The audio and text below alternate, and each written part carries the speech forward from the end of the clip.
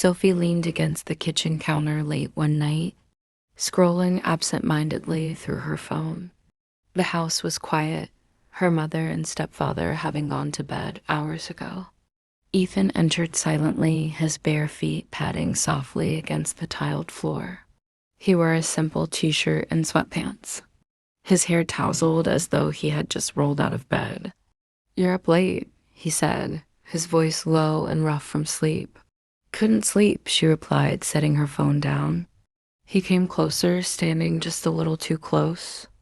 She could feel the warmth radiating off him, and her pulse quickened. Ethan leaned past her to grab a glass from the cabinet, his arm brushing against hers. The touch was fleeting, but it left a lingering heat on her skin. "Do you always invade people's space like this?" she asked, trying to keep her tone light. He smirked, filling his glass with water. "Only when I know it makes them nervous." Her cheeks flushed and she turned to leave, but he reached out, his hand lightly circling her wrist. "Stay," he murmured. Sophie froze, the air between them crackling with tension. Slowly, Ethan let go of her wrist, his fingers trailing down her forearm before falling away. She looked up at him, her breath catching as his dark eyes searched hers. "This isn't," she began, but he interrupted her, stepping even closer. "Isn't what?" "What you want." His voice was soft, teasing, but there was something serious in his gaze. Before she could answer, his hand came up to cup her face, his thumb brushing lightly over her cheek. Sophie's resolve wavered, her body betraying her as she leaned into his touch. "Tell me to stop," he whispered, his voice barely audible. She didn't.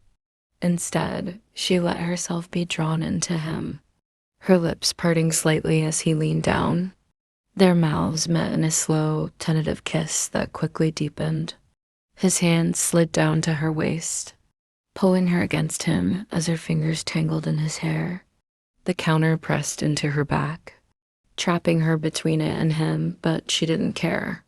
His lips left hers, trailing down her jawline to the sensitive spot just below her ear. A soft gasp escaped her, and he smiled against her skin. "See," he murmured. "You don't want me to stop?"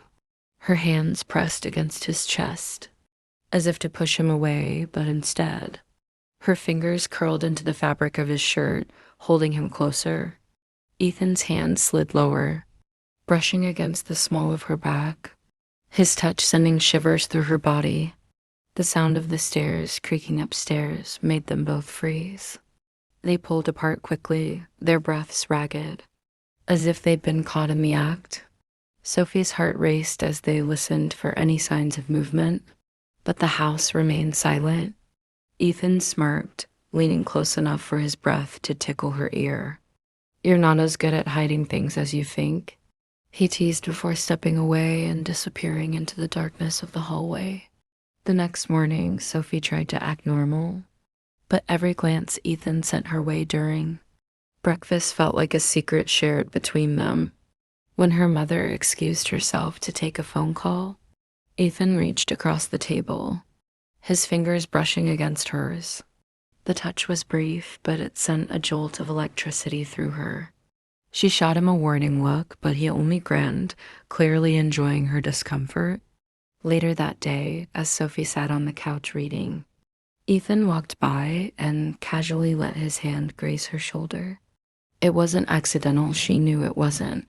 He lingered just long enough for her to feel the heat of his touch before continuing on his way. That evening, Sophie found herself in the laundry room, folding clothes. Ethan entered, leaning against the doorframe, watching her with a smirk. "Do you always work this hard?" he asked, his tone playful. "Do you always have to be so annoying?" She shot back, though her voice lacked any real bite. He stepped closer, his presence overwhelming in the small space. "Admit it," he said, his voice low. "You like it when I'm around." Her heart pounded as he reached out, brushing a stray hair from her face. His fingers trailed down, barely grazing the side of her neck before stopping at her collarbone. She shivered under his touch, her breath coming in shallow gasps. You shouldn't, she began, but the words died in her throat as he leaned in, his lips ghosting over hers. You don't mean that, he whispered, his hand sliding to the small of her back, pulling her closer. The sound of a door slamming somewhere in the house made them jump apart. The spell broken once again. Sophie stared at him, her mind a whirlwind of emotions. Ethan gave her a knowing look before turning and leaving the room, leaving her to grapple with the forbidden feeling she couldn't seem to control. Sophie couldn't shake the memory of Ethan's touch, his breath against her skin, and the way his lips had claimed hers like they had belonged to each other all along. The air in the house grew heavier with every passing day, a charged silence settling between them whenever their parents were around. Every glance, every accidental brush of fingers, only fueled the unspoken tension that neither of them dared to confront openly. One rainy evening, Sophie was in the living room, staring blankly at a book she wasn't reading. The steady drumming of raindrops against the windows matched the erratic beat of her heart as Ivan walked in. He paused at the doorway, leaning casually against the frame, his eyes scanning her face. You're awfully quiet these days, he said, his voice breaking the silence. Sophie shrugged, not trusting herself to speak, without betraying the storm of emotions raging within her. He crossed the room and sat down beside her on the couch, the proximity making her pulse quicken. You're avoiding me, he said, his tone playful but edged with something deeper. She turned to him, her voice steadier than she felt. I'm not avoiding you. Ethan leaned closer, his voice dropping to a whisper. Liar. Her breath hitched as his hand brushed against hers, his fingers lingering just long enough to make her skin tingle. She pulled away, standing abruptly and clutching the book to her chest like a shield. We can't keep doing this, she said, her voice trembling. Doing what? He asked, standing as well, his eyes locking onto hers. You know what I mean, she said, stepping back as he moved closer. It's wrong, Ethan. We're step-siblings, he finished for her, his voice dripping with sarcasm. Not even blood-related, Sophie. You're just looking for excuses. She shook her head, her resolve wavering as he stepped even closer, his presence overwhelming.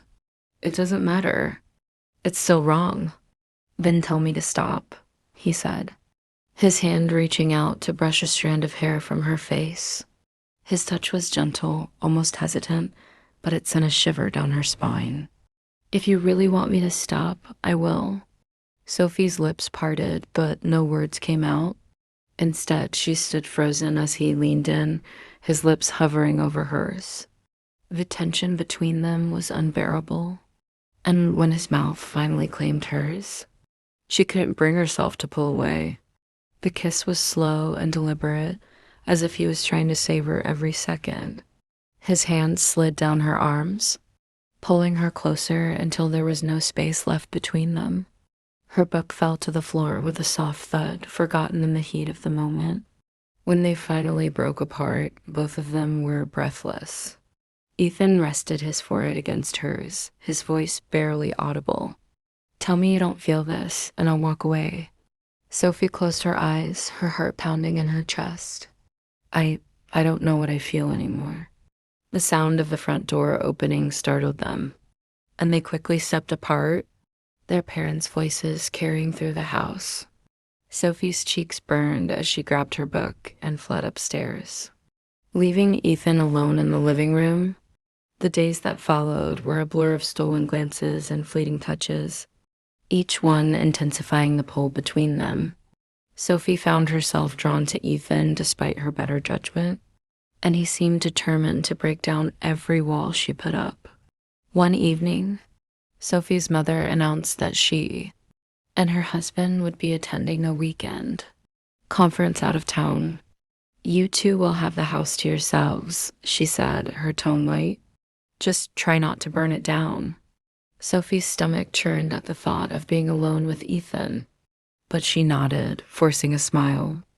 The night their parents left, Sophie tried to keep herself busy, cleaning the kitchen and rearranging the living room in a futile attempt to distract herself.